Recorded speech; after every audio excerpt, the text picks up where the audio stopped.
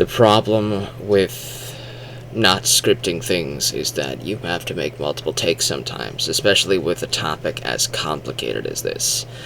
There's too much I have to say here. There's too many topics, and so I have finally decided to consolidate this. I'm going to be carving these topics up and making multiple videos about these things. So, for this one, we're just going to have a simple theory.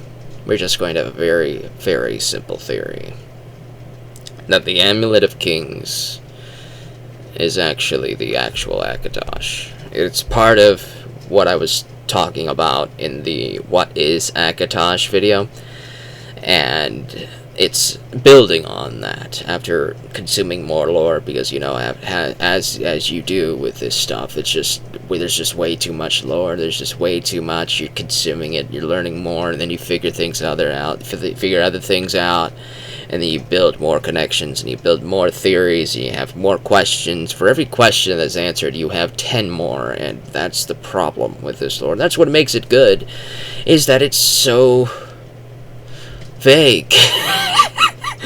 There's no way to get a definitive answer here, but there are some things that I can, with some degree of confidence, throw out.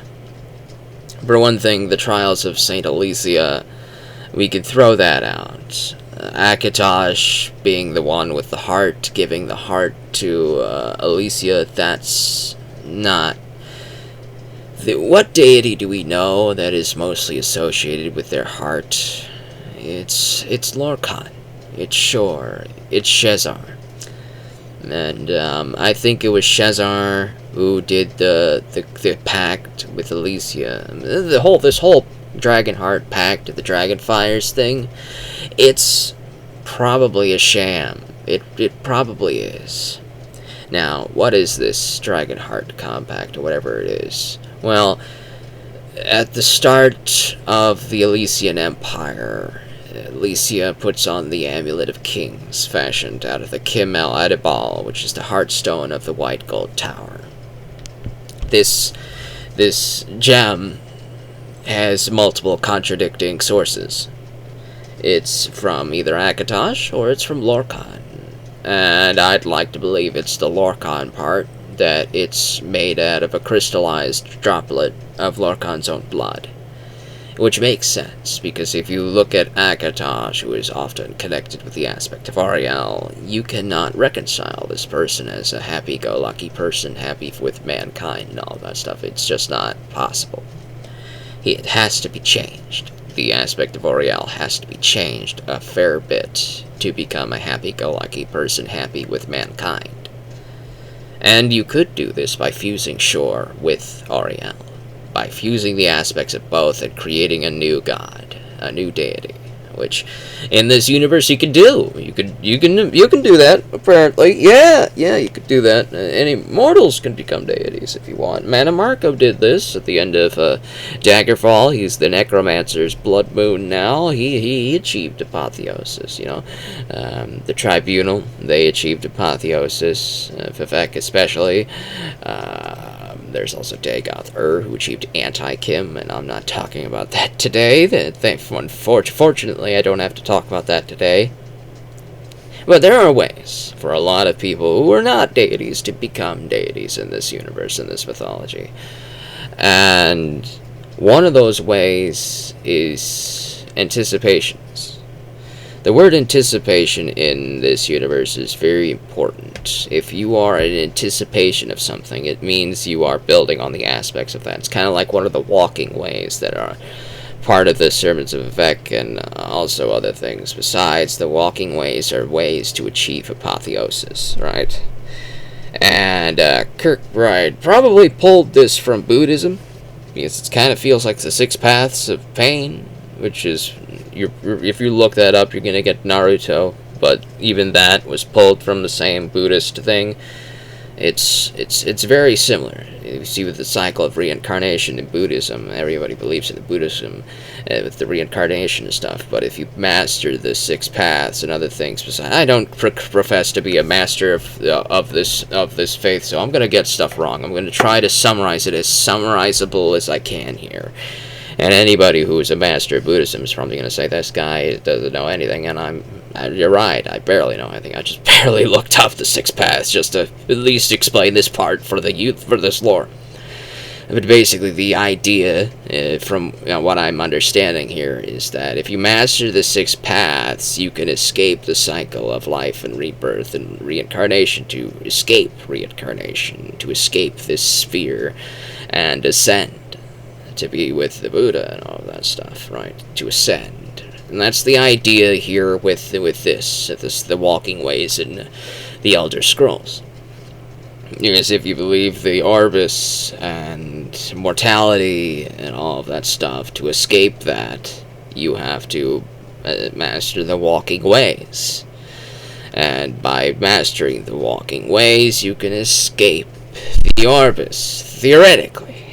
And Amaranth and all of that other stuff besides, which luckily I don't have to talk about today. By doing all of that, you could ascend. A mortal, just a random schmuck, can become something else. Even an idea can become a god, even. And this is what Akatosh is, in my opinion. An idea which became a god through the anticipation of Shor and Ariel.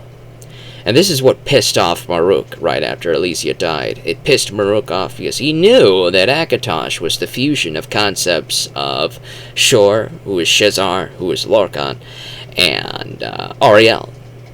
Maruk looks at Ariel and says, Ariel is the elven deity. It's an elven deity, and it considers mankind to be its enemy, and mankind considers Ariel to be their enemy.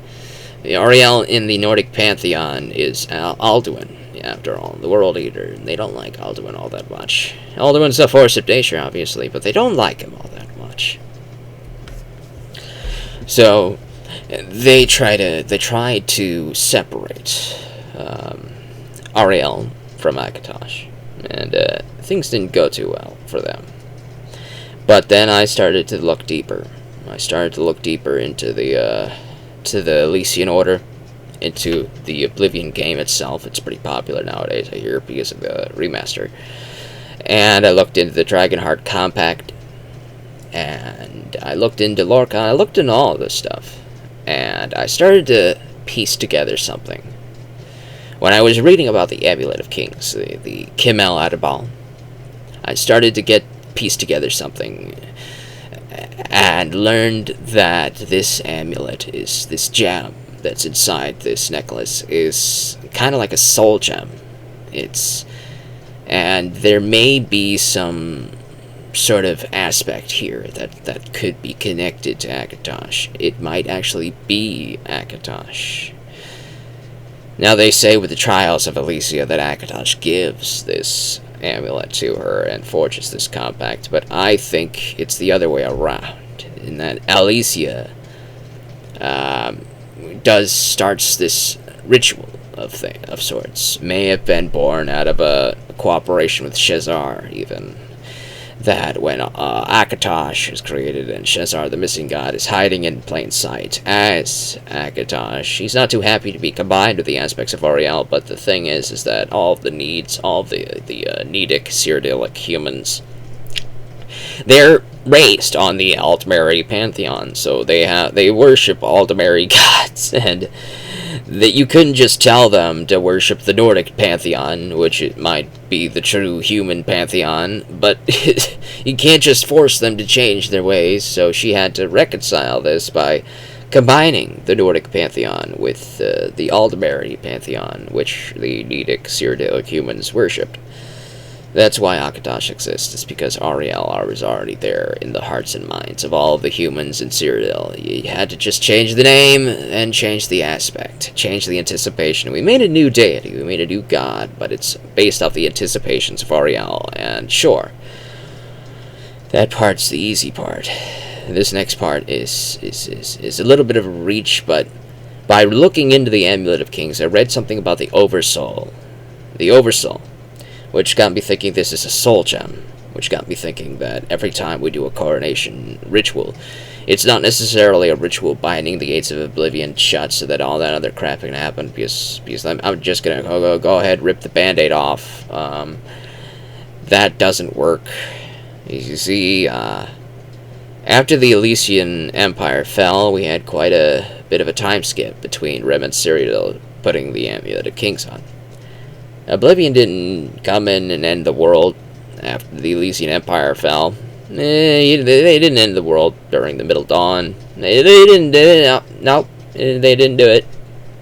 And then, of course, after the Rem and Cyrodiil Empire, the Amulet of Kings was buried with the last emperor in the Remen tombs under Sancretor, and for quite a while there was no Amulet of Kings on the Cyrodiilic throne, and Oblivion didn't come in and end the world. No, they didn't come in and do it. Nope.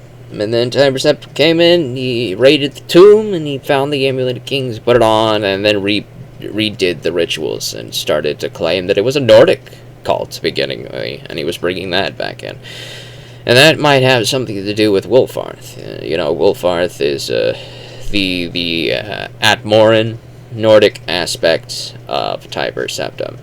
He's probably the actual emperor and Hjalti early beard Tiber Septim, who changed his name to Tiber Septim. He's just the phony. He's just a big fat phony. We're going to talk about that in the next video, or maybe the next after the next video. There's just too much here, man. There's just too much here.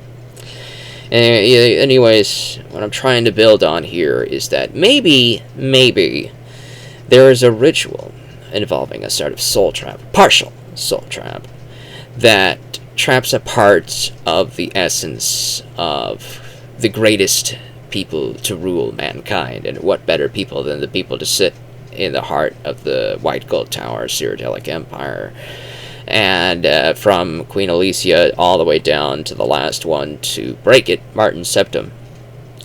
There's a ritual that goes on, that a part of your soul gets put inside the Kim El Adabal, the Amulet of Kings. And in there is sort of like a fetus, a divine fetus that is starting to grow. And with each emperor succeeding the other, or empress, a part of their essence gets fused into this Amulet of Kings, and the Oversoul grows and grows and grows, becoming all the emperors and empresses that were there before you. And at the very end, when Martin Septim smashes this Amulet of Kings, he fuses with the Oversoul of emperors and becomes this dragon aspect and munches on the neck of Mehrunes Dagon. The thing with divinity that you have to understand is that divines can shapeshift to be whatever they want. At one point, Kain was a dragon. Kain, Ginrith, Kain, she was a dragon. Anybody could be a dragon. Any of them could just shapeshift into being a dragon if they wanted you to think they were a dragon. So even Lorkhan, Shezar, could shapeshift into being a dragon if he felt like it, and make you think he was the time god. After all, he is a trickster. He is a trickster. Which brings me to another thing that made me think about this.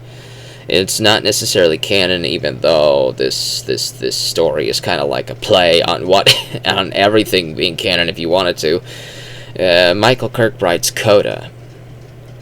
If you look that up, if you read the story synopsis, which I recommend just reading the story synopsis on UESP, and then look at the actual comic, the graphic novel or whatever. Actually, look at that after reading the general summary, because trust me, you'll need it. At one point, Talos shows up, and in his heart is Akatosh in a cage. Right, Akatosh is in a cage. It's in his heart, right, Akatosh. And as Talos is talking, he turns into Lorkhan. He just turns into him, right? He just turns into Lorkhan. And he's still got Akatosh in his heart. Akatosh is his new heart. Which leads me to think about something, What if the Kim El Adabal, which is made out of a droplet of Lorkhan's heart, was actually always intended to be the way for Lorkhan to return to the divinity by building off of the oversoul of emperors, all made out of potential aspects of himself. Like, after all, everything that we know in the universe is made out of bias and unreliable narrator. Everything I'm saying is unreliable narrator as well. It could be wrong, it could be completely wrong, or it could be completely right. Nobody knows. Who is to say that Dragonborns are from Akatosh? Who is to say that they're not actually from Shezar? Sure. Yeah, Kain used to be a dragon.